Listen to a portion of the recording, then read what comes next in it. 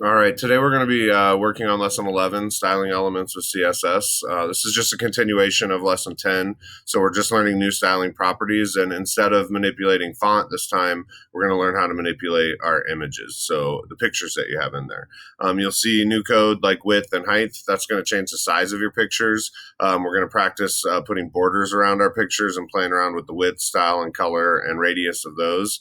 We're going to mess around with background color of our whole website as well as certain paragraphs. And then we have this float thing, that float value that kind of determines how your picture sits on the page. So as you click through, just make sure that you're following the directions. Remember always on these first lessons here or these first mini lessons, usually has you looking at the code and trying to just determine what's happening. So just make sure you can answer these questions, look at the style page, make sure you're looking at these little helpful tips over here as you go. Okay. As you go into these next lessons, you're going to learn about borders and controlling the borders and the different border properties. And as you get towards the end here, you're going to learn about height and width for your pictures. So you get to resize your pictures and then how to position them, either left, centered, or right, just like you were doing with your font last time. When you get down to number 10, actually, I think it's number 11.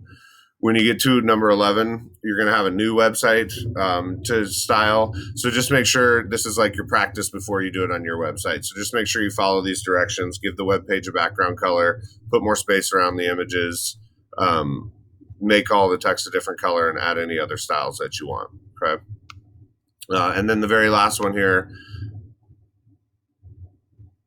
is just simply working on your personal website. So basically the requirements for this one is you're going to add style of your choice. You need to add at least 3 new CSS properties. Most of you are going to want to add more because you've been wanting to change the way your website looks for a while. So you have some ideas, but make sure that you have at least 3 of those properties added in there. So that's not too hard. Just if you do height and width, that's 2 properties right there. So if you change the size of your pictures, you have 2 already. If you put a border on it or change the background color, you've got 3 properties. So there's not a lot of requirements there, but you want your website to look nice, and this is kind of where you bring that all together. So make sure you're working on that.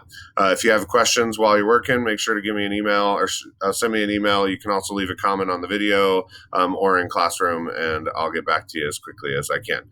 Have a great day. Have fun working.